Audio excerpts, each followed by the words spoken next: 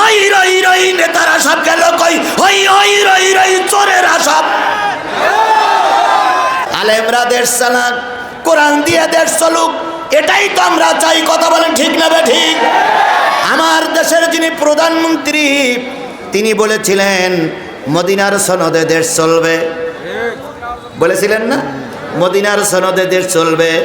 আপার কাছে জিজ্ঞেস করি, ম্যাডামের কাছে জিজ্ঞেস করি, সেই মদিনার সনদে কি লেখা আছে আলেমদের মারতে হবে? সেই মদিনার সনদে কি লেখা আছে কোরআনের মাহফিল বন্ধ করতে হবে? সেই মদিনার সনদে কি লেখা আছে তাফসীর মাহফিল বন্ধ হোক, যাত্রা গান চালু হোক? সেই মদিনার সনদে কি লেখা আছে 20টা স্বামী পরিত্যক্তা পরিমরি রাজপথে ঘুরে বেড়াবে আর বিশ্বনন্দিত কোরআনের পাখি জেলখানায় থাকবে? এবার সবাই একটা তাকবীর দেন, নারে তাকবীর, লিল্লাহে তাকবীর। আল কোরআনের আলো, আল হাদিসের আলো, তোমার নেতা আমার নেতা, দুনিয়ার মুসলিম, লিল্লাহে তাকবীর। ওয়াল মুস্তাদআফিনা মিনার রিজালি ওয়ান নিসাই ওয়াল ইলদান আল্লাযীনা ইয়াকুলুনা রাব্বানা আখরিজনা মিন হাযিহিল ক্বরিয়াতিজ যালিমি আহলুহা ওয়াজআল লানা মিন লাদুনকা ওয়ালিয়্যা ওয়াজআল লানা মিন লাদুনকা নাসীরা।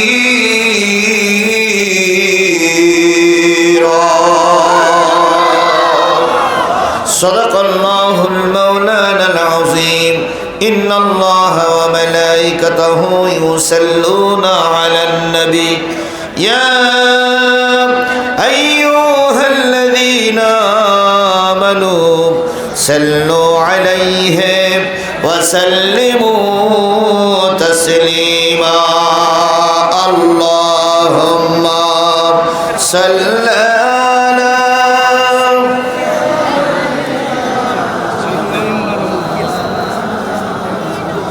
وعلى آل مولانا محبت الشهيد جري شري بولن اللهم صل على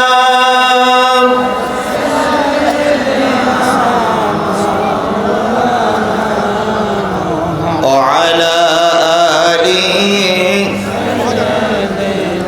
হাবিবেনা। কেউ বা তোমার পাগল বলে, কেউ বা তোমার পাগল বলে, কেউ বা বলে জাদুকর। আরশ থেকে আল্লাহ বলে তুমি আমার পয়গম্বর। আল্লাহুম্মা জোরে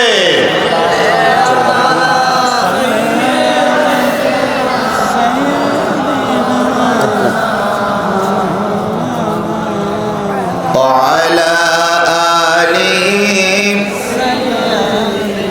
হাবিবেনা লা ইলাহা ইল্লাল্লাহ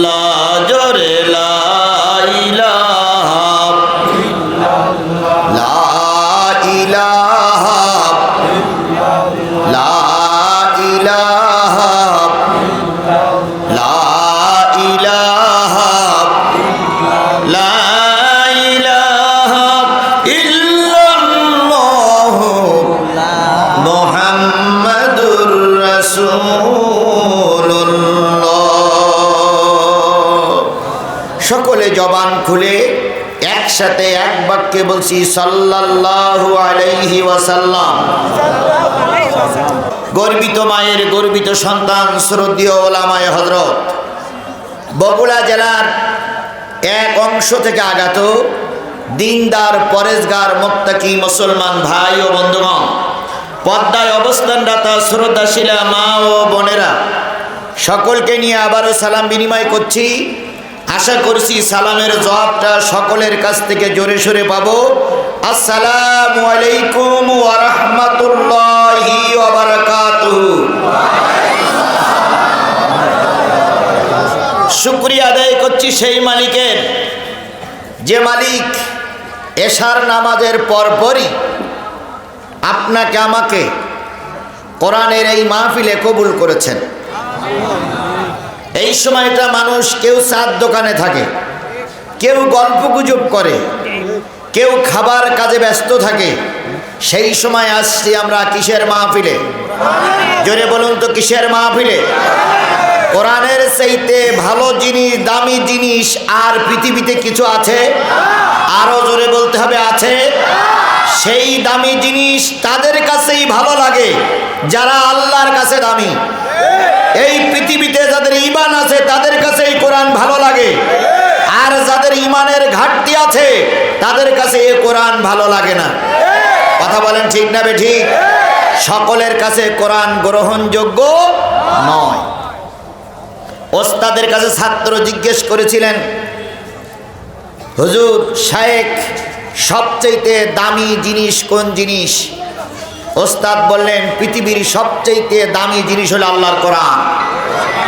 সবচেয়ে দামি জিনিস কি? আল্লাহর কোরআন।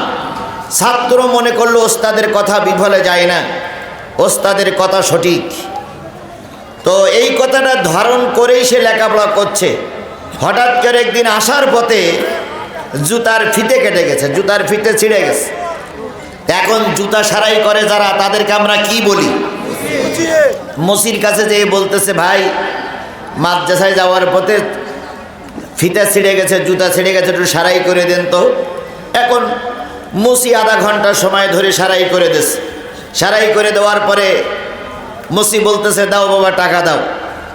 ছেলে তখন মুসির সামনে দাঁড়িয়ে শুরু করেছে, আউযু বিল্লাহি মিনাশ শাইতানির রাজীম, বিসমিল্লাহির রহমানির রহিম, ইয়াসিন ওয়াল কুরআনিল হাকীম, ইন্নাকা লামিনাল মুরসালিন আলা সিরাতিম মুস্তাকিম।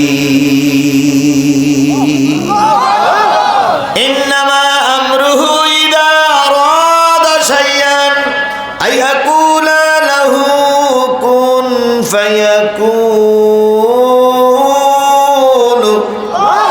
ফাসুবহানাল্লাযী বিয়াদিহি মালাকুত কুল্লি শাইইন ওয়া ইলাইহি তুরজাউন।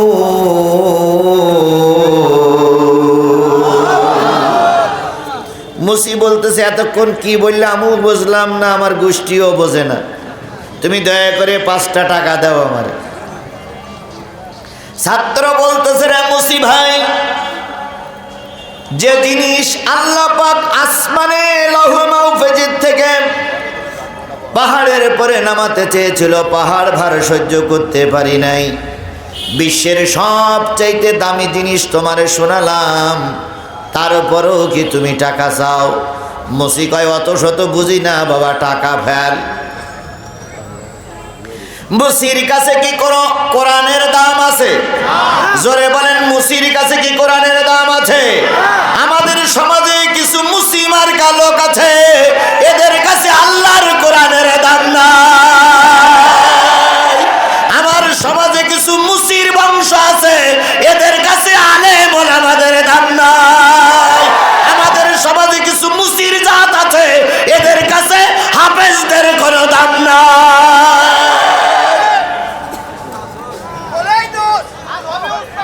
সবাই কিন্তু এই কোরআন বুঝবে না। কথা বলেন ঠিক না বেঠিক? কিছু লোক গর্ব করে বলে, অহংকার করে বলে, আমরা কি মুসলমান না? হ্যাঁ, আপনারা মুসলমান, গরু খাওয়া মুসলমান। আপনারা মুসলমান চামড়া বাদ দেওয়া মুসলমান, আপনারা মুসলমান ঈদের নামাজ পড়া মুসলমান, আপনারা মুসলমান জুমার নামাজ পড়া মুসলমান। ঈদের নামাজ জুমার নামাজ আর গরুর গোশত খাইলে মুসলমান হওয়া যায় না। মুসলমান হতে গেলে কোরআন হাদিস জানা এবং মানা লাগে। কি কয় দেয়?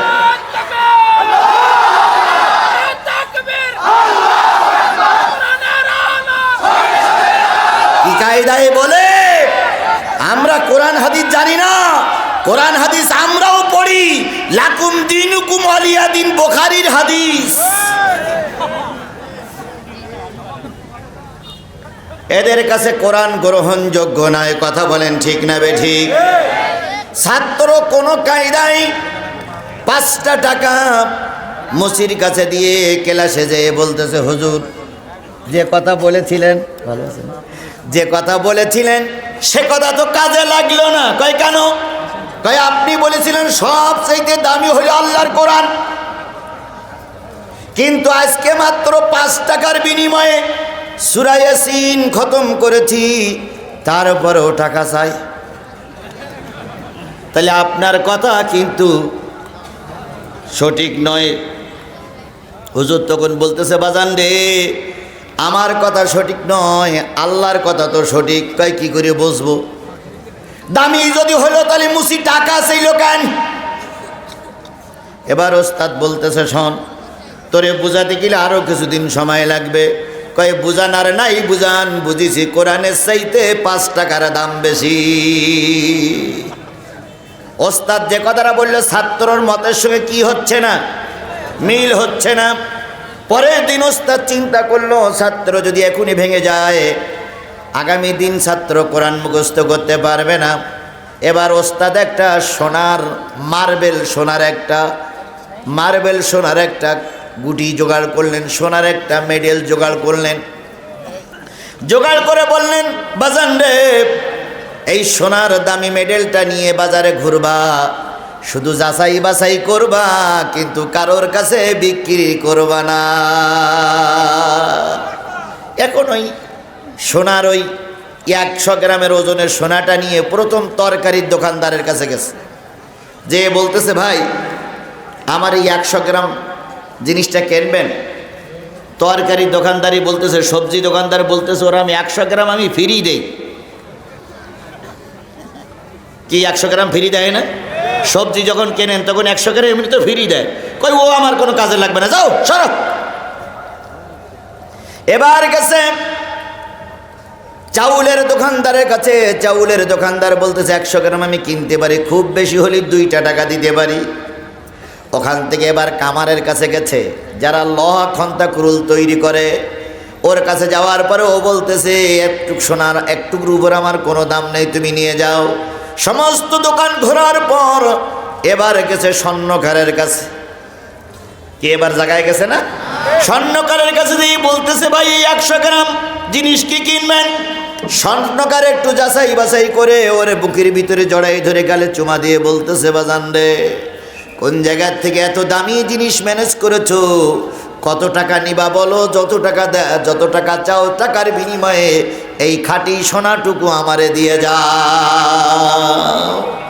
ওস্তাদ বলেছিল বিক্রি করবা না, যাচাই বাছাই করে নিয়ে আসবা। এবার ওস্তাদের কাছে যেয়ে বলতেছে, ওস্তাদ 10টা দোকানে জিজ্ঞেস করলাম, 9টা দোকানদার চিনল না, একটা দোকানদার খুব দাম দিয়ে কিনতে চেয়েছে। ওস্তাদ তখন ছাত্রের বুকের ভিতরে জড়াই ধরে বলতেছে, বাজান রে 9টা লোক এই সোনাটুকু চিনি নাই, একটা লোক এই সোনাটুকু চিনেছে, এই জন্য তার কাছে দাম অনেক বেশি।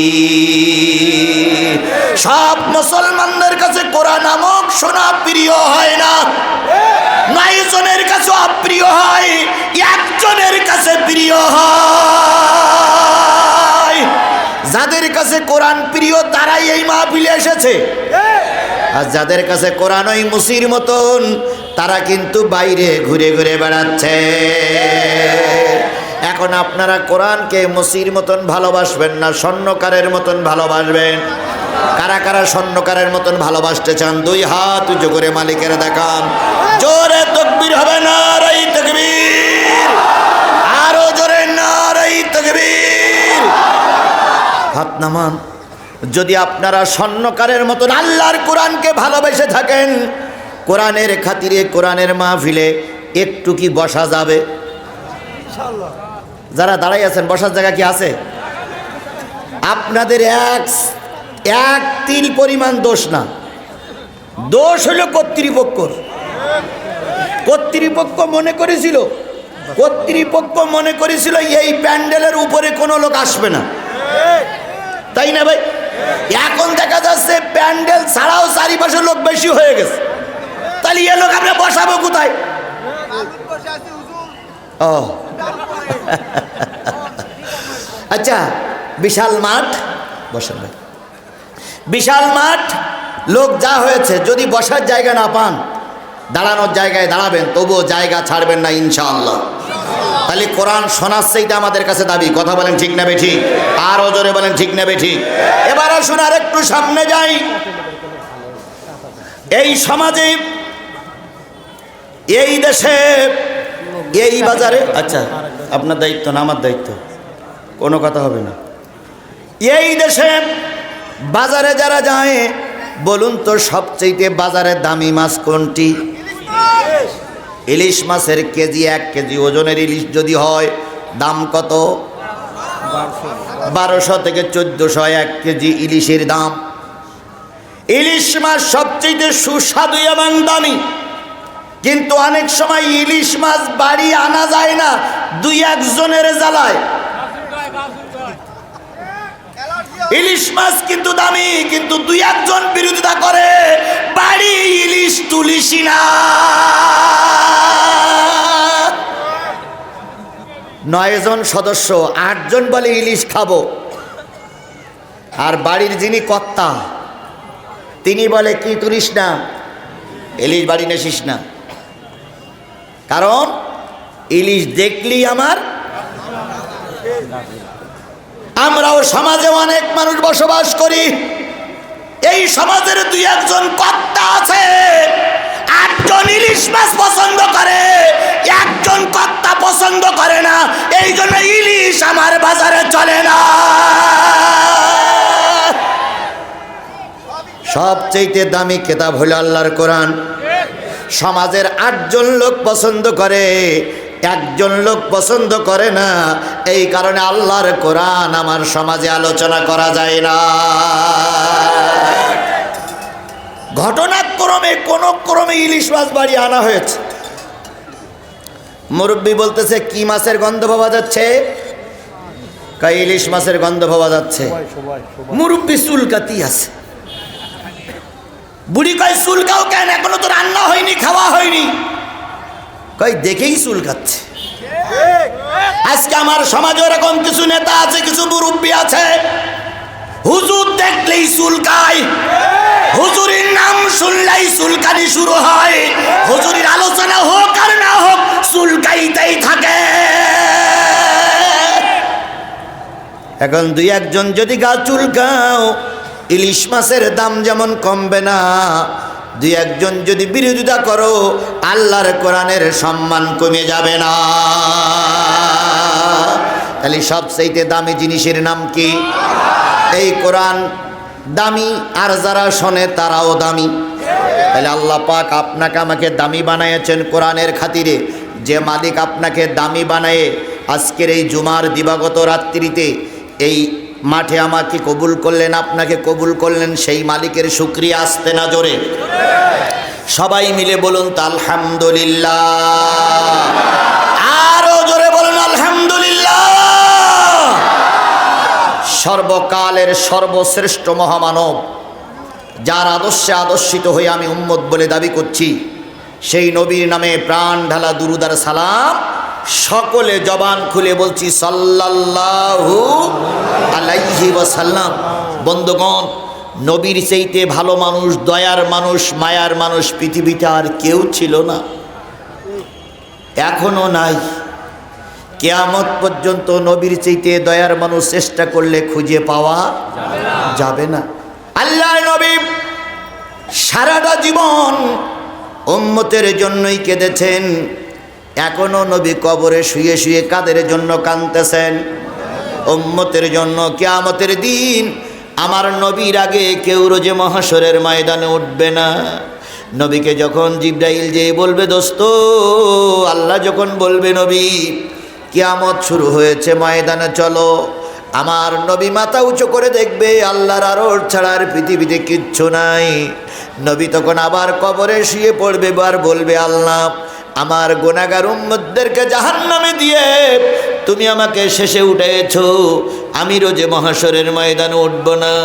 আল্লাহ তখন বলবে, হাবিব এখনো কাউকে ময়দানে উঠানো হয়নি, সবার আগে তোমাকে উঠানো হচ্ছে, তারপরে রোজে মহাশর চালু হবে। আমি কথা দিলাম যার জন্য সুপারিশ করবা আমি তাকে জান্নাতে দিয়ে দিব। পৃথিবীর সবাই যখন ইয়া নফসি করতে থাকবে, আমার নবী তখন উম্মতের দায় চিন্তা করবে, কান্নাকাটি করবে। সেই দয়ার নবী মায়ার নবীর পরে দুরূদ আর সালাম কারোর জবান বন্ধ থাকবে না। সকলে মিলে বলছি সাল্লাল্লাহু আলাইহি ওয়াসাল্লাম। সম্মানিত উপস্থিতি, কি শোনার জন্য কষ্ট করে বসে আছেন? আরো জোরে বলেন। হাজরাদিঘি আকরকান্দা জামে মসজিদের উদ্যোগে আজকের এই মাহফিল, কথা বলেন ঠিক না বেঠিক? এই মাহফিলটা করতে যেয়ে কর্তৃপক্ষর হয়তো লাখখান টাকা খরচ হয়েছে। আজকে ইউনিয়নের চেয়ারম্যান আছেন, তারপরে আওয়ামী লীগের ইউনিয়ন সভাপতি এখানে আছেন, ওনারা সরকারের কাছ থেকে শুনলাম ৭০,০০০ টাকার মতন এই নিয়ে দিয়েছেন। এটা ধর্মীয় সভা না? ধর্মীয় সভায় টাকা দেবে, এটাই তো স্বাভাবিক। কয় টাকা দিয়েছে? ১ টাকাও দেয়নি। এটা হইল? আমরাও ধর্ম করি, হিন্দুরাও ধর্ম করে, আমরাও ইবাদত করি, হিন্দুরাও গোলামি করে, কথা বলেন ঠিক না বেঠিক? হিন্দুদের পূজা পার্বণে টাকা দেওয়া হয়, হিন্দুদের মন্দির করতে টাকা দেওয়া হয়, হিন্দুদের দুর্গা পূজায় টাকা দেওয়া হয়, আমাদের মাহফিলে কেন টাকা দেওয়া হবে না? নিশ্চয়ই টাকা দেছে। দেয়নি? ইউনিয়ন আমির সাহেব দেয়নি? দেয়নি। দেওয়ার সময় আসা লাগে। দেবে দেবে, দেয়নি দেবে। এবার সবাই একটা তাকবীর দেন, নারায়ে তাকবীর, লিল্লাহে তাকবীর। আল কোরআনের আলো, আল হাদিসের আলো, তোমার নেতা আমার নেতা, দুনিয়ার মুসলিম, লিল্লাহে তাকবীর। আমার ভাইরা এবার খেয়াল করুন, আমি আপনাদের সামনে তেলাওয়াত করেছি সূরাতুন নিসা। কোন সূরা? এই মুসলমান সবাই খেয়াল করেন, কোন সূরা? সময় খুবই কম, ১৭৬ আয়াত, ২৪টা রুকু। মদিনায় অবতীর্ণ সূরা সমূহের ভিতরে একটা অন্যতম সূরা, নাম হলো সূরাতুন নিসা। ১৭৬ আয়াতের ভিতর থেকে আমি আপনাদের সামনে তেলাওয়াত করেছি ৭৫ নম্বর আয়াত, একটা আয়াত। কত নম্বর? ৭৫ নম্বর আয়াত। এই আয়াতটা যখন নাজিল হলো, আল্লাহর রসুল তখন মদিনার প্রেসিডেন্ট। সুবহানাল্লাহ বললেন না? আরেকটু জোরে বলেন সুবহানাল্লাহ। আচ্ছা, নবী মদিনার প্রেসিডেন্ট, এটা কি ঠিক? কাজটা কি ঠিক? কাজটা কি ঠিক? আমার মনে হয় ঠিক না, নাকি? ঠিক। যদি নবী মদিনার প্রেসিডেন্ট হওয়াটা ঠিক হয়, আল্লাহ নবী দেশের নেতা হবে, এটা যদি ঠিক হয়, আজকে হুজুররা দেশের নেতা হবে, এটা কেন ঠিক হয় না? আলেমরা দেশ চালাক, কোরআন দিয়ে দেশ চলুক, এটাই তো আমরা চাই, কথা বলেন ঠিক না বেঠিক? আমার দেশের যিনি প্রধানমন্ত্রী, তিনি বলেছিলেন মদিনার সনদে দেশ চলবে, বলেছিলেন না? মদিনার সনদে দেশ চলবে। আপার কাছে জিজ্ঞেস করি, ম্যাডামের কাছে জিজ্ঞেস করি, সেই মদিনার সনদে কি লেখা আছে আলেমদের মারতে হবে? সেই মদিনার সনদে কি লেখা আছে কোরআনের মাহফিল বন্ধ করতে হবে, সেই মদিনার সনদে কি লেখা আছে? তাফসীর মাহফিল বন্ধ হোক, যাত্রা গান চালু হোক। সেই মদিনার সনদে কি লেখা আছে? 20টা স্বামী পরিত্যক্তা পরিমরি রাজপথে ঘুরে বেড়াবে, আর বিশ্ব নন্দিত কোরআনের পাখি জেলখানায় থাকবে।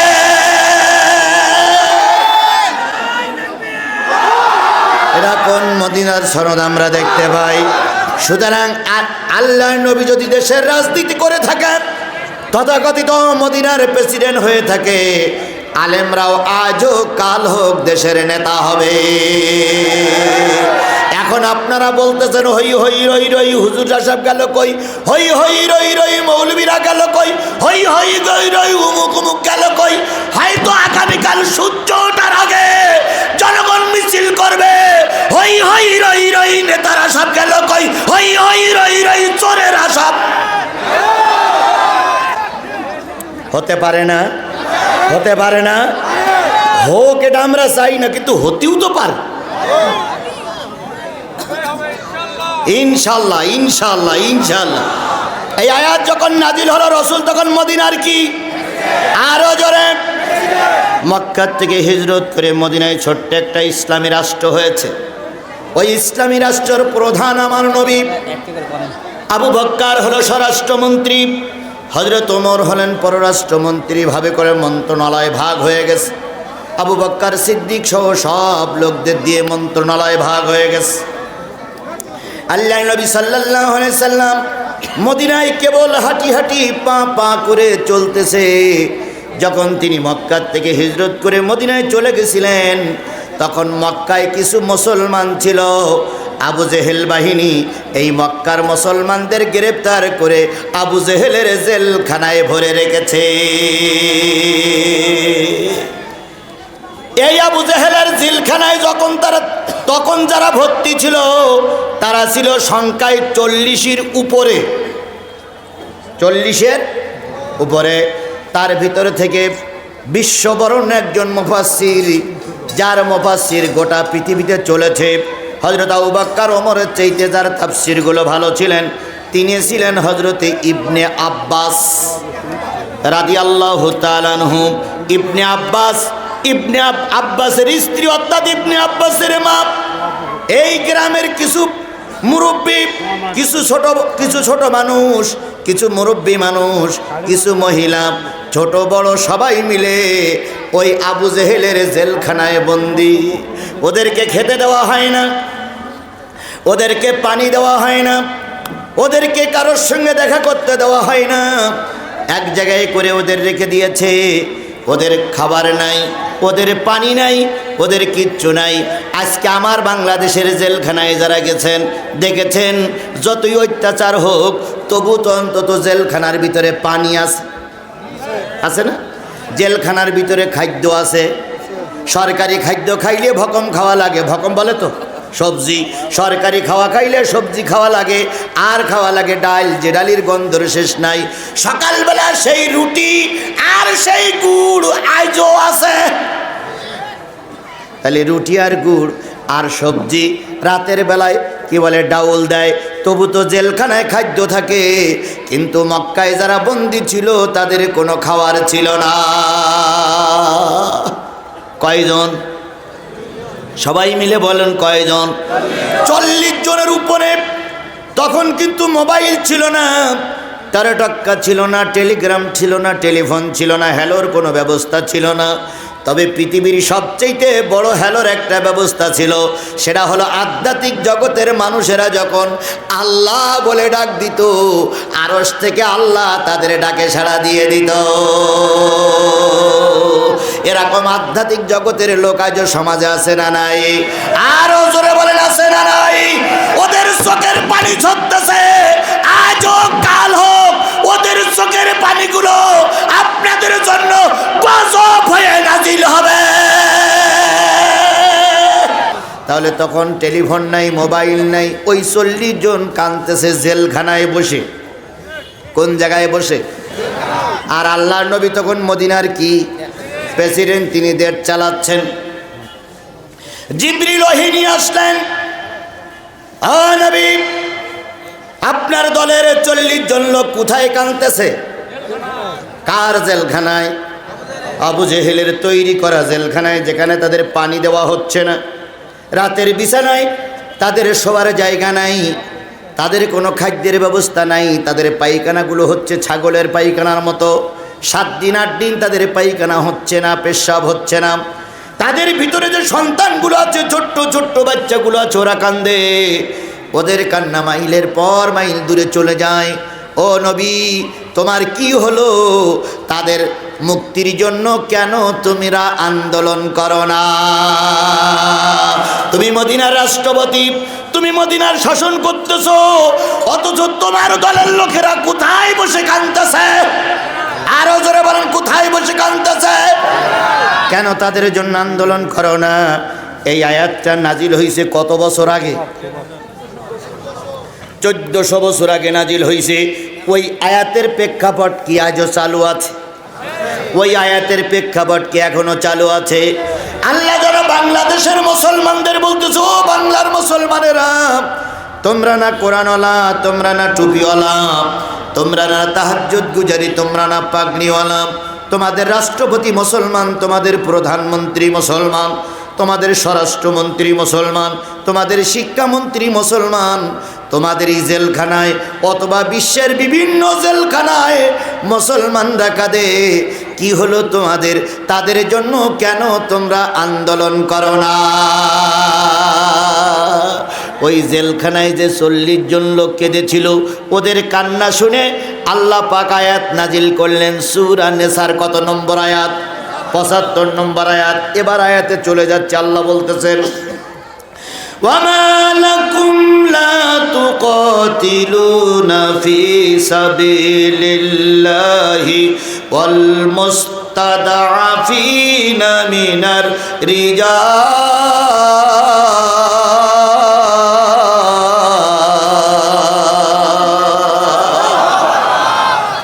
আলেমেরা আছেন, নিশ্চয়ই খেয়াল করবেন।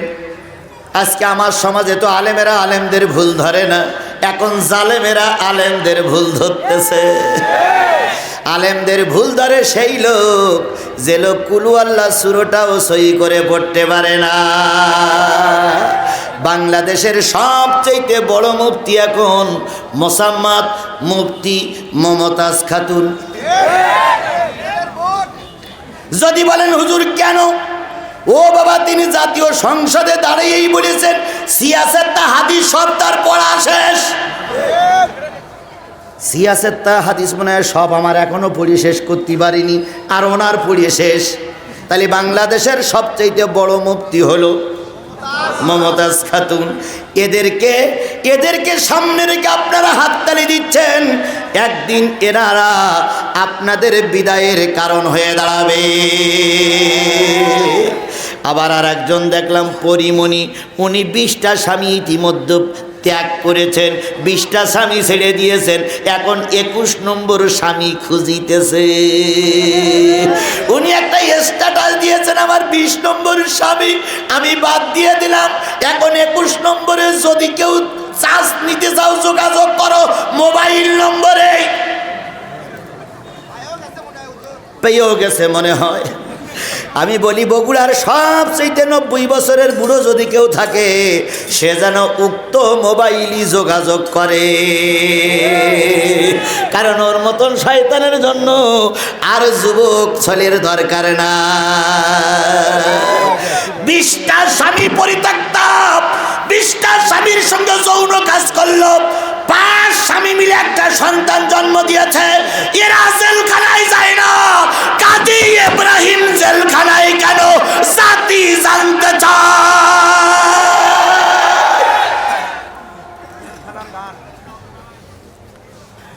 আরে কথাগুলো বললেই কিছু লোকের মুখ মলিন হয়। কথা বলেন ঠিক না বেঠিক? কিছু লোক কয় হুজুর কোরআনের কথা বলেন, কিন্তু কোরআনে যে এগুলো পারিপার্শ্বিকতা আছে এগুলো ওনারা জানে না। এখন জিজ্ঞেস করতে পারে হুজুর পরিমণির নাম কি কোরআন শরীফে আছে? কারণ আমাদের ভুল ধরার জন্য এরা জিজ্ঞেস করতে পারে। এক বক্তা ওয়াজ করতেছে, এখন কোনো কায়দায় ধরতে পারতেছে না বক্তার। লাস্টে বলতেছে হুজুর কোন ওয়াজ করলেন? ওয়াজও আমি শুনলাম, শুনেছি আপনি খুব জাননেওয়ালা লোক, বলেন তো ফেরাউনি নানার নাম কি? বক্তা বলতেছে আমি তো কোনোদিন পড়িনি। কয় তাহলে আর এই এলাকায় ওয়াজ করতে আসবেন না। এগুলো হলো হুজুর ঠকানের বুদ্ধি। কথা বলেন ঠিক না বে ঠিক?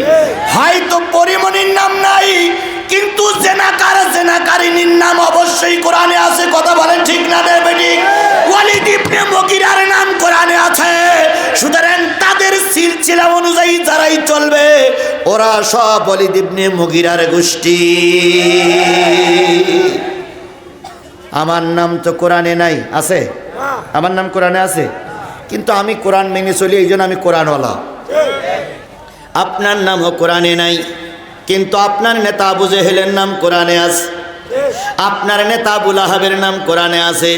আপনি আবু লাহাবের সিলসিলা অনুযায়ী চললি আপনার শরীরে আবু জেহেলের রক্ত, আপনার শরীরে আবু লাহাবের রক্ত।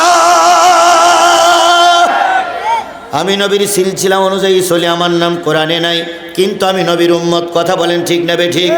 এবার ওয়ালিদ ইবনে মুগীরার সিলসিলা অনুসারে যারা চলবে, কোরআনের ভাষায় ওরাই হলো ওয়ালিদ ইবনে মুগীরার মতন জারজ। আল্লাহ রসুল বলেছেন মান তাশাব্বা বিকৌমিন ফাহুয়া মিনহু। যেই জাতি বা যেই গোষ্ঠীর সঙ্গে যারা ওঠা বসা করবে, সেই জাতি বা সেই গোষ্ঠীর সঙ্গে তারা হয় জান্নাতে যাবে নাই জাহান্নামে যাবে। তাহলে এটা কোরআন শরীফে আছে, এটা কোরআন শরীফে আছে। এখন আপনি যে দল করেন, এখন যদি বলি যে যারা তাবলিগীর সঙ্গে আছেন তাবলিগীর সঙ্গে জান্নাতে যাবেন, যারা চরমনাই আছেন চরমনাইয়ের সঙ্গে জান্নাতে যাবেন, যারা হেফাজতে আছেন হেফাজতের সঙ্গে জান্নাতে যাবেন, যারা জামাত ইসলাম করে জামাত ইসলামের সঙ্গে জান্নাতে যাবেন, যারা আওয়ামী লীগ করেন তারা আওয়ামী লীগের সঙ্গে জান্নাতে যাবেন, যারা বিএনপি করেন বিএনপির সঙ্গে জান্নাতে যাবেন। ওখানে কিন্তু দলের নাম বলিনি, কিন্তু বলতে মান তাশাব্বা বিকৌমিন ফাহুয়া মিনহু। যেই জাতির সঙ্গে যেই দলের সঙ্গে যেই গোষ্ঠীর সঙ্গে ওঠা বসা করবা, ওই গোষ্ঠী যদি জান্নাতে যায় তুমিও জান্নাতি, ওই গোষ্ঠী বা ওই দল যদি জাহান্নামে যায় তুমিও জাহান্নামে। এখন একথা বলার পরে বলবো আওয়ামী লীগের নাম কি কোরআন শরীফে আছে? জামাত ইসলামের নাম কি কোরআন শরীফে আছে? এ কথার উত্তর আমি দিতে পারবো না। তবে যে গোষ্ঠীর সঙ্গে যে গোষ্ঠীর ওঠা বসা করবা, সেই গোষ্ঠীর সঙ্গে হয় ভেস্তে নাই দোজখ। এবার এখানে বসে সিদ্ধান্ত নাও, এই হাজারো জনতার সামনে তুমি নিজে সিদ্ধান্ত নাও, তোমার দল জান্নাতি না জাহান্নামী। তোমার দল যদি জান্নাতি হয় ঠিক পথে আছো, ওই পথেই থাকো। আর যদি রাতের অন্ধকারে শুয়ে 1 মিনিট গবেষণা করে মনে আসে যে আমি যে দল করছি এ দলের অধিকাংশ লোক বেনামাজি, এই দলের অধিকাংশ লোক চোর, এই দলের অধিকাংশ লোক ডাকাত, এই দলের অধিকাংশ লোক নুচ্চ, তাহলে ওই দলের মুখে লাথি মেরে তালাক দিয়ে ভালো দলে চলে এসো। নতুবা ওই দলের লিডার যেখানে থাকবে কিয়ামতের দিন তোমাকেও সেখানে থাকা লাগবে।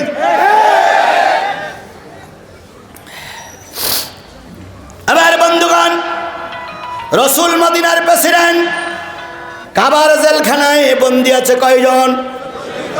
এদের কান্না কার কাছে চলে গেল?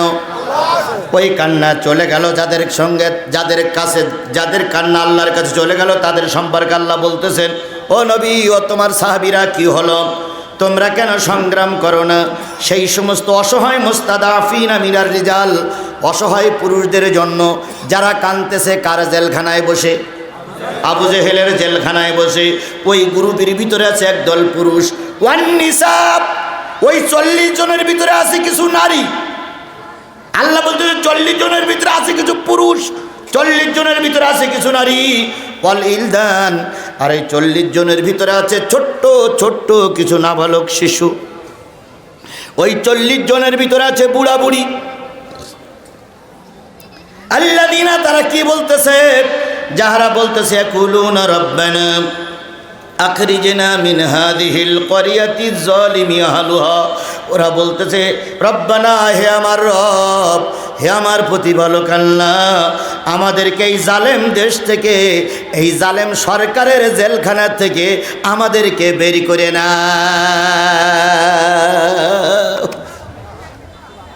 কয়জন কাঁদতেছে? কার কাছে কাঁদতেছে? রাতের অন্ধকারে তাহাজ্জুদ পড়ে কাঁদে, জোহরের আসরের নামাজ পড়ে কাঁদে, হে আমার রব, আমরা জালেম সরকারের খপ্পরে পড়ে গেছি, জালেম সরকার আমাদের খেতে দেয় না, জালেম শাসক আমাদের পানি দেয় না, জালেম শাসক আমাদের থাকার জায়গা দেয় নাই। এই জালেম দেশ থেকে আমাদের বের করে নাও, কারণ আমরা মহা বিপদে আছি।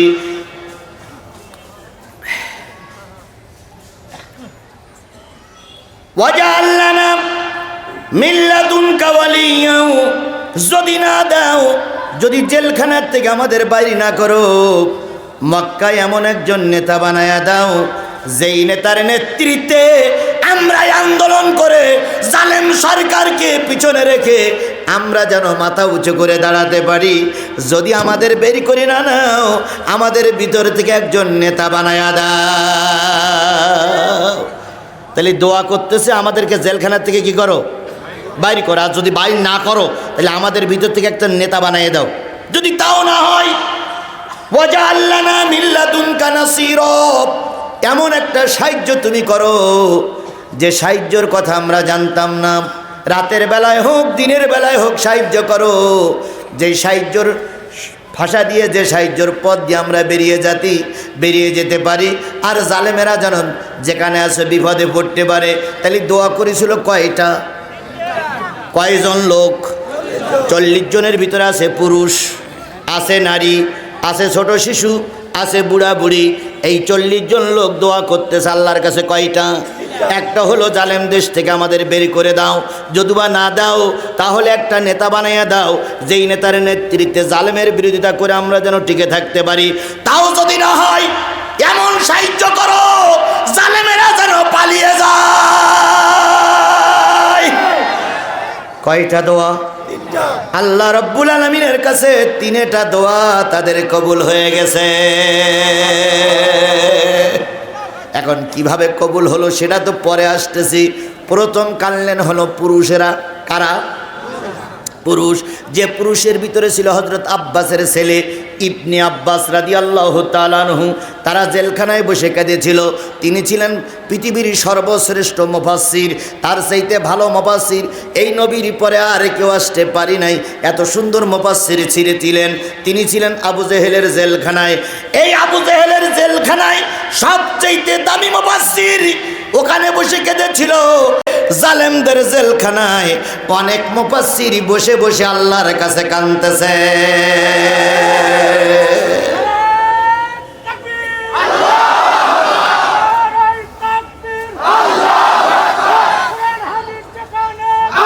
আমার ভাইরা, সেদিনও কেঁদেছিল, আজকেও কাঁদতেছে। কথা বলেন ঠিক না ঠিক? এবার বলুন তো, আল্লাহর কাছে কানলে আল্লাহ কি ডাক শোনে? আল্লাহর এক জায়গায় বলেছি, ইয়াজহাকু কালিলা ইয়াবকু কাসীরা, বান্দারে কম কম হাস, বেশি বেশি কান। তুই আল্লাহর কাছে যখন কান্দিস, হয়তো ডাইরেক্ট আল্লাহ সাড়া দেয় না, কিন্তু তোর চোখের পানি নাকের ডোকা দিয়ে জমিনে স্পর্শ করার আগে মালিকের কাছে দোয়া কবুল হয়ে যায়। এখন আপনার কি কথা বিশ্বাস হয়? আমার বিশ্বাস হয়। কারণ অবস্থা পর্যবেক্ষণ করে দেখেন, হঠাৎ করে সাহায্য আল্লাহ করে না, হঠাৎ করে সাহায্য দেয় না, কিন্তু আল্লাহর ওলিদের দোয়া আল্লাহ ফিরাইয়ে দেয় না। বাদশাহ হারুন আর রশিদের দরবার। কার দরবার? হারুন আর রশিদ ছিলেন একজন জালেম প্রকৃতির মানুষ। ভালো কাজও তিনি করেছেন। জালেম প্রকৃতির মানুষ, ভালো কাজ দুটো একটা করে আবার তারা মানুষের কাছে পরিচিতি অর্জন করতে চায়। আমাদের দেশে করে কে কি করতেছে আমরা জানি না, কিন্তু আমাদের দেশের কিছু লোক আবার মডেল মসজিদ বানাচ্ছে, বানাই তারা বুঝাচ্ছে আমরাও ধর্মের পক্ষে। আমরা আপনাদের কাছে অনুরোধ করি, মসজিদের চাইতে মুমিনের দাম আল্লাহর কাছে বেশি। একটা মসজিদের চাইতে মুমিনের দাম আল্লাহর কাছে বেশি। কারণ মুমিন যদি থাকে মসজিদ হবে, যদি মুমিন না থাকে মডেল মসজিদ থাকবে, মুসল্লি খুঁজে পাওয়া যাবে না। বলুন তো, প্রাইমারি স্কুলের দাম বেশি না হাই স্কুলের দাম বেশি? প্রাইমারি স্কুলের দাম বেশি না বিশ্ববিদ্যালয়ের দাম বেশি?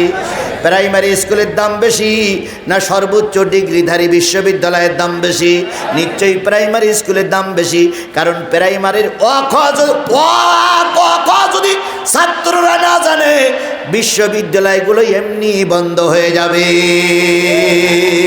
এই জন্য প্রাইমারি স্কুলের শিক্ষকের দাম বেশি, প্রাইমারি স্কুলের দাম বেশি। ঠিক তদ্রূপ একজন মুমিন ব্যক্তির দাম বেশি বাইতুল্লাহর চাইতে। বাইতুল্লাহ কার ঘর? মুসলমানরা যদি না থাকে বাইতুল্লাহ থাকবে না। মুসলমানরা যদি না থাকে বাইতুল মুকাদ্দাস থাকবে না। মুসলমানরা যদি না থাকে নবীর রওজা থাকবে না।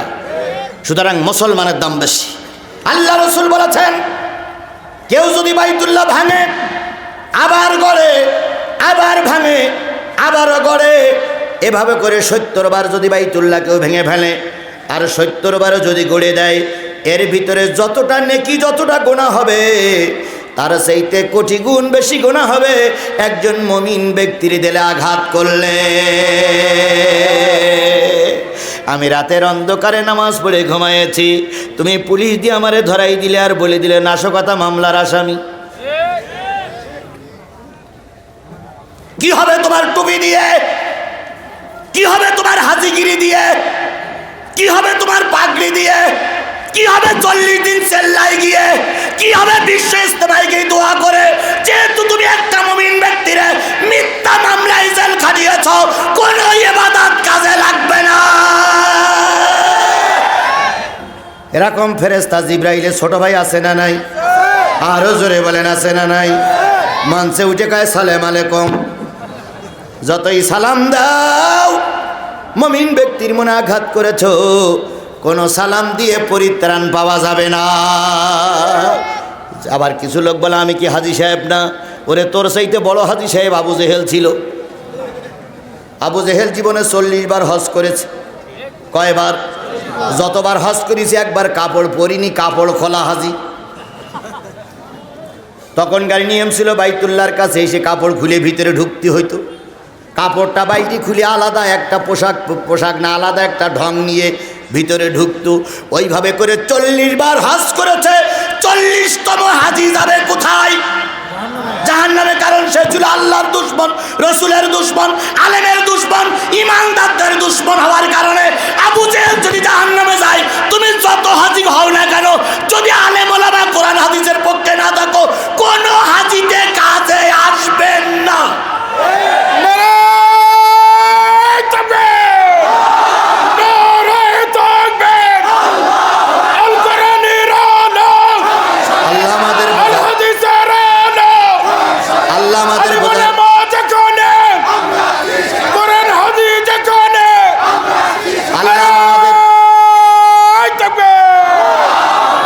আল্লাহ আমাদের বোঝার তৌফিক দান করুক। সকলে বলুন আমিন।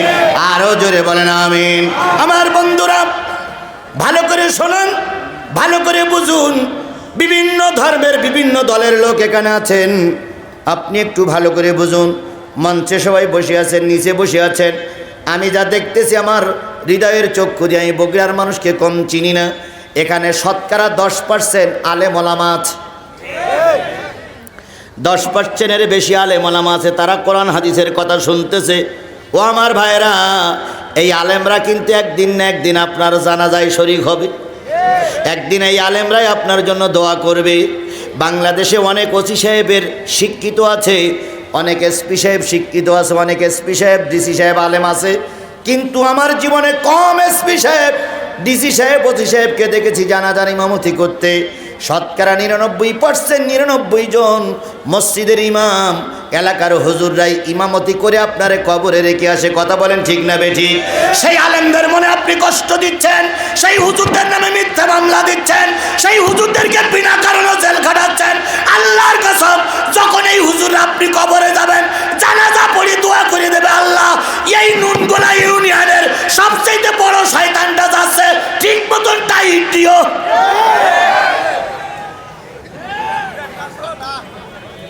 ওরে ভালো দোয়া করলেও যদি কাজে লাগে, খারাপ দোয়া করলেও মালিকের কাছে কাজে লাগবে। বাদশাহ হারুন আর রশিদ মনে আছে তো? ইতিহাসে জানা যায় সর্বপ্রথম তিনি পুলিশ বাহিনী তৈরি করেছিলেন। পুলিশের লোক তিনি সর্বপ্রথম নিয়োগ দিয়েছিলেন। কেউ কেউ বলে হযরত ওমর রাদিয়াল্লাহু তাআলা সর্বপ্রথম পুলিশের নিয়োগ দিয়েছিলেন। হযরত ওমর রাদিয়াল্লাহু তাআলা তো বাদশাহ হারুন আর রশিদ পুলিশের নিয়োগ দিয়েছিলেন। এই পুলিশের কাজ হলো অন্যায়, দুর্নীতি, খারাপ জিনিসের মোকাবেলা করা। কথা বলেন ঠিক না বে ঠিক? আমার নেতারা কয় হুজুর গাজার বিরুদ্ধে ওয়াজ করবেন, আমরাও তো করতে চাই। হুজুর সিগারেট বিড়ির বিরুদ্ধে ওয়াজ করবেন। সরকার বাহাদুরকে বলি আপনি আগে ঘোষণা করুন, সরকারের মন্ত্রী থেকে শুরু করে চৌকিদার পর্যন্ত কেউ বিড়ি টানতে পারবে না। সরকার বাহাদুর ঘোষণা করে যে মন্ত্রী পরিষদ থেকে শুরু করে চৌকিদার পর্যন্ত কেউ কি টানতে পারবে না। কারণ প্রথম গাঁজাখোর কিন্তু আগে বিড়ি খায়, আগে বিড়ি খায় তারপরে গাঁজায় টানে। যে ব্যক্তি বিড়ি খায় না সে গাঁজায় টানে না। সুতরাং আজকে প্রশাসনের লোক বিড়ি খাওয়া বাদ দেখ, বড় বড় চেয়ারে বসে আপনারা গাঁজা টানবেন, বিড়ি টানবেন, আর আমরা ওয়াজ করে গাঁজা ঘর বন্ধ করব। সারা জীবন আপনারা গাঁজার সাপোর্ট দিচ্ছেন, আর আমি 1 ঘন্টা ওয়াজ করে গাঁজার বন্ধ করতে পারবো না। এই জন্য যদি সব লোক ভালো হয়ে যায় আমার সমাজ ভালো হয়ে যাবে। বাংলাদেশের সবচেয়ে বড় মস্তান বলো পুলিশ। এদের চাইতে মস্তান আর কেউ নেই। পুলিশ ইচ্ছা করলে এখনই আমাকে কাঁধে ধরিয়ে নিয়ে যেতে পারে। আরে বাদ দেন, আপনি কি করবেন? একবার গুলি গুলি সিট পাঠান ইন্না লিল্লাহ পড়ার আগে। তবে এত সহজ মনে করেন না। আমি বগুড়ার মানুষদের অনেক আগে চিনি। বগুড়ার মানুষরা বুক দেয়, বগুড়ার মানুষরা পিঠ দেয় না। বগুড়ার মানুষেরা রাজপথ রক্ত দিতে জানে, কিন্তু বগুড়ার মানুষেরা জালেমের কাছে মাথা নত করতে জানে না।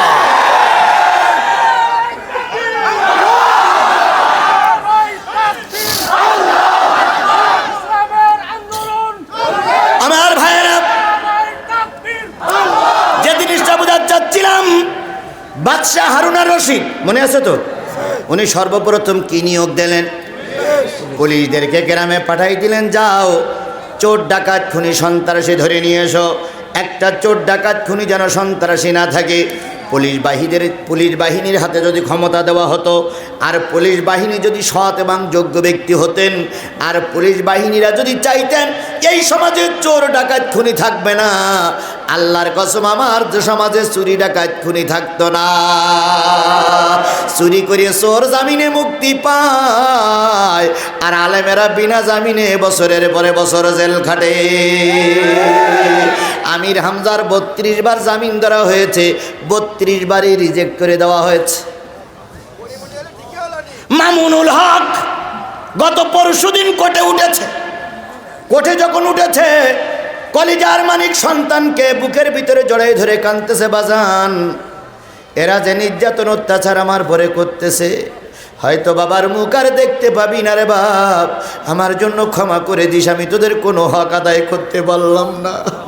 মামুনুল হক সন্তানের নিয়ে কাঁদে, আলেম ওলামাদের নিয়ে কাঁদে, আর পরিমণি বুবুলিরাই সমাজে মাতবরি করে বেড়ায়। সরকার বাহাদুরির বলি চাঁপাইনবাবগঞ্জে আমাদের বিএনপির একজন এমপি ছিলেন, তিনি পদত্যাগ করার কারণে ওখানে আপনারা একজনের নমিনেশন দিয়েছেন। যারে আপনারা নমিনেশন দিয়েছেন তিনি হচ্ছেন টাকলা মুরাদের বান্ধবী। টাকলা মুরাদের সঙ্গে দেহ ব্যবসা করতে গিয়ে ফোন আলাপে ধরা পড়ল। তারপর গোটা দেশ জানাজানি হলো ইনি টাকলা মুরাদের বান্ধবী।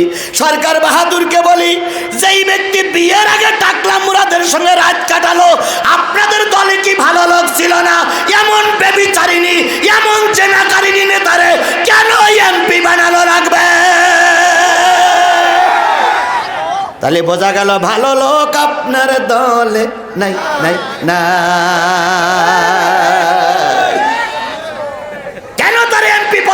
দাঁড় করে দেওয়া হলো? ও তো 5 ক্লাস জেনাকারিণী, 5 ক্লাস ধর্ষণের মামলার আসামি।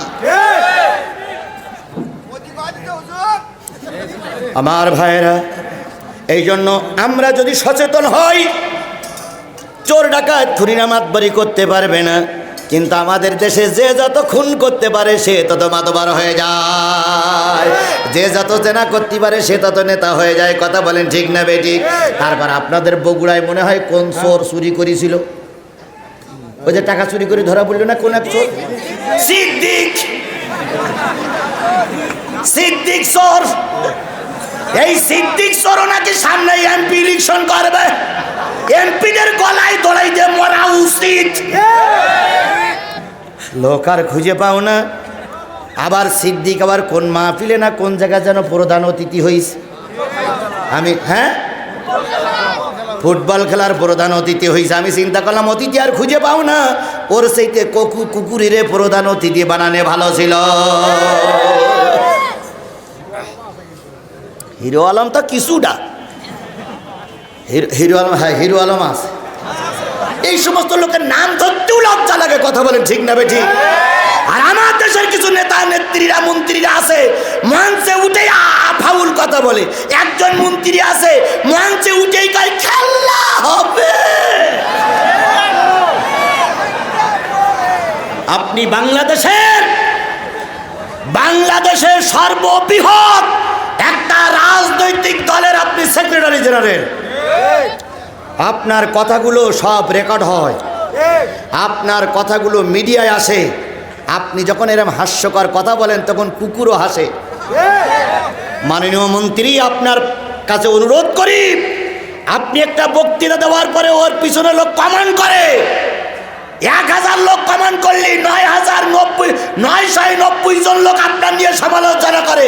আপনারা চোখে দেখতে পান না, কারণ আপনাদের চোখে এখন কালো চশমা, ঘরে ঘরে মুখরিছে কালা কালা চশমা। এই জন্য ভালো, হ্যাঁ স্টেজও ভেঙে পড়ে। এই জন্য ভালো জিনিস আপনারা দেখতে পাবেন না। তবে সময় যখন আসবে আল্লাহর কাছে কৈফাত আপনাদের দেওয়া লাগবে। বাদশাহ হারুন আর রশিদ তৈরি করেছে পুলিশ বাহিনী, পুলিশ এলাকায় পাঠাই দিয়েছে 10 জন পুলিশ। যত চোর ডাকাত খুনি আছে সব ধরে সন্ধ্যার ভিতরে জমা দেওয়া। সারাদিন ধরে ওরা গবেষণা করে ট্রাসিং করে ওরা এলাকায় তল্লাশি করে 11 জন চোর ধরেছে। কয়জন? পুলিশি দায়িত্ব তো চোর ধরা না হুজুর ধরা? চোর ধরা। এখন ধরিছে 11 জন।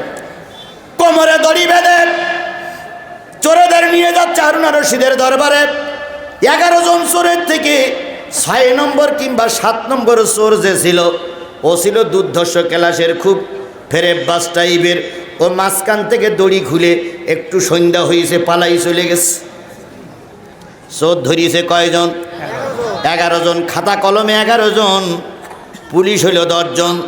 বাদশাহ হারুন আর রশিদের দরবারে যে এবার কাগজটা জমা দিয়েছে, বাদশাহ হারুন আর রশিদ বলতেছে গ্রন্থ গুনে দেখে 10 জন। আর একজন, তোরা যে জমা দিয়েছিস 11 জন, আর একজন কই? কয় স্যার 5টা মিনিট টাইম দেন। আর একজনের ধরি এখানে দিচ্ছি স্যার, 5টা মিনিট টাইম দেন। বাদশাহ হারুন আর রশিদ 5 মিনিট টাইম দিল। পুলিশেরা বাইরে চলে আসলো, এসে চিন্তা করতেছে 11 নম্বর যদি না পুরাতে পারি চাকরি তো সব শেষ। দেখতো 11 নম্বর কোথায় আছে? একজন ভিক্ষুক, ভালো করে শোনেন, একজন ভিক্ষুক সারাদিন ভিক্ষা করে বাড়ি কয়েকটা ছোট্ট ছোট্ট ছেলে মেয়ে আছে, ওদের জীবিকা নির্বাহ করে বাড়ির দিকে যাচ্ছিল। লাঠির মাথায় ভিক্ষার ঝুলিটা নিয়ে যখন গ্রামে ঢুকেছে, অমনি পুলিশই বলতেছে টোপলা টুপলি ভ্যাল। কেন? তুই আজকের মামলার 11 নম্বর আসামি। ফকির বলতেছে ভাই, বাড়িতে আমার স্ত্রী আছে, আমার ছোট্ট ছোট্ট কয়েকটা বাচ্চা না খেয়ে আছে, এখন যদি বাজার করে না নিয়ে যাই ওরা খেতে পারবে না, দয়া করো আমার পরে, দয়া করো, করুণা করো। ওরা বলতেছে আগে আমার চাকরি, তারপরে করুণা। চাকরি তো বাঁচাই, তারপরে চিন্তা পরে হবে। ওই সাধারণ একজন নির্ভেজাল একজন আল্লাহওয়ালা পুরুষ লোককে কয় নম্বর আসামি বানানো হলো? 11 নম্বর আসামি বানায় চালান দেওয়া হলো। 10 জন যারা প্রকৃত চোর তারা তদবির তাগেদা করে উকিল ধরে জামিনে বেরিয়ে আসলো। আর যে ব্যক্তি রাস্তার থেকে ধরে নিয়ে আসামি বানানো হলো, ওর পক্ষে কোনো উকিল নাই, ওর জামিনের কোনো ব্যবস্থা নাই, কিন্তু ওর পক্ষে একজন উকিল আছে, তিনি হলেন আমার আল্লাহ। আজকেও কি এরকমটা হয়? এরকমটা হয়? গেছে ছেলের ধরতি, ছেলের পাইনি, কার ধরি নিয়ে আসছে? বাবার ধরি নিয়ে আসছে। বাবার ধরতে গেছে, বাবার পাইনি, ধরে নিয়ে আসছে পোতার পরে অত্যাচার করে নাতি পোতার পর অত্যাচার করে মেরেই ফেলেছে। আবার আমার দেশে দেখি প্যারোলে মুক্তি পায়, তবু হাত কড়ার পা বেড়ি খোলে না। কেন ডান্ডা বেড়ি খোলেন না? প্রতিবাদ আসবে। যদি ডান্ডা বেড়ি নাই খোলেন তাহলে মুক্তির কথা বললেন কেন? আমার ভাইয়েরা, ওই ফকির ব্যক্তি রাতের অন্ধকারে 4 রাকাত 8 রাকাত তাহাজ্জুদ নামাজ পড়ে দোয়া করে, মালিক আমার বাচ্চাগুলো হয়তো এতদিন না খেয়ে মারা গেছে, আমার স্ত্রী হয়তো আর একজনের সঙ্গে বিয়ে পুষেছে, আমার বাচ্চাগুলো দেখার মতন কেউ নাই রে মালিক, দয়া করো, করুণা করো। 1 দিন কাঁদে, 2 দিন কাঁদে, 3 দিন কাঁদে, 4 দিন কাঁদে, 5 দিন কাঁদে, কাঁদতে কাঁদতে কাঁদতে কাঁদতে একদিন বিনা টেলিফোনে আমার মালিকের কাছে কান্নাটা পৌঁছায় গেছে। রাতের অন্ধকারে হারুনা রশিদকে মালিক স্বপ্ন দেখায় বলতেছে, ও আল্লাহর বান্দা, তুমি না দেশের প্রেসিডেন্ট, তুমি না বড় চেয়ারে বসে আছো, কিন্তু তোমার জেলখানার ভিতরে আমার একজন নিরপরাধ মানুষ বসে বসে কাঁদতেছে। 24 ঘন্টার ভিতরে যদি লোকটারে মুক্তি না দাও, তাহলে তোমার এই মস পুড়ে সব তছনছ হয়ে যাবে। বাচ্চা হারুনা রশিদের ঘুম ভেঙে গেল। আলেমন আমাদের ডেকে বললেন, এমন একটা স্বপ্ন দেখলাম। আলেমলারা বলল, জেলখানায় যান, রাতের অন্ধকারে সবাই যখন ঘুমায়ে পড়বে তখন আপনি যাবেন, দেখবেন কোনো তাহাজ্জুদ গুজারি মানুষ আছে কিনা। পরের দিন বাচ্চা হারুনা রশিদ রাতের অন্ধকারে সবাই যখন ঘুমায়ে পড়ল, নিজে ফকির বসে জেলার জেল সুপারের কাছে যেয়ে বলতে, চাবিটা দেন, আমি একটু জেলখানাটা দেখতে চাই। যেয়ে দেখে আল্লাহর বান্দা সেজদায় পড়ে ডুকরে ডুকরে কাঁদতেছে, বালি তুমি তো জানো আমি চুরি করিনি, তুমি জানো আমি ডাকাতির আসামি নই, ও মালিক তুমি জানো আমি ধর্ষণের আসামি না, তুমি জানো আমি যুদ্ধ অপরাধী না। কার কাছে কাঁদতেছে? মালিকের কাছে কাঁদতেছে। বাচ্চা হারুনা রশিদ খুঁজতে খুঁজতে খুঁজতে খুঁজতে ওই লোকটির পাশে যেয়ে বসলেন। অনেকক্ষণ সেজদা দেওয়ার পর আস্তে করে সেজদার থেকে যখন মাথাটা উঠে সালাম ফিরলেন, ফিরে দেখে পিছনে এক লোক বসে আছে। বাচ্চা হারুনা রশিদ বলতেছে, আল্লাহর ওলি, তোমার টেলিফোনটা, তোমার চোখের পানিটা মালিকের দরবার পর্যন্ত পৌঁছে গেছে, তোমার কান্না মালিক কবুল করে নিয়েছে। ও আল্লাহর বান্দা, তুমি এমন কি ভালো কাজ করেছিল আমি জানি না, কিন্তু তোমার কান্না মালিকের কাছে পৌঁছে গেছে। মালিক তোমার নিরপরাধের সার্টিফিকেট দিয়ে দিয়েছে, চলো বাইরে যাই। লোকটারে বাইরে এনে রাজপ্রাসাদে জায়গা দিল, ছেলে মেয়ের খাওয়ার ব্যবস্থা করে দিল।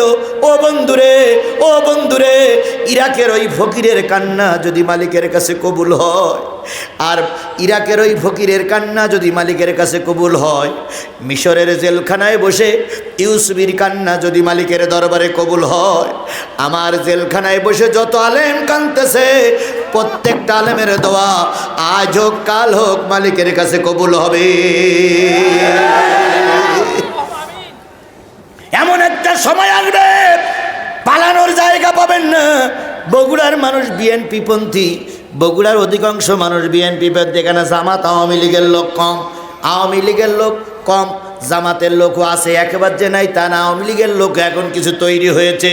তবে সবাইকে আমি বলি, বগুড়ার সব লোকদের উদ্দেশ্য বলি, বিএনপির খালেদা জিয়াকে প্যারোলে মুক্তি দিয়েছে এই সরকার।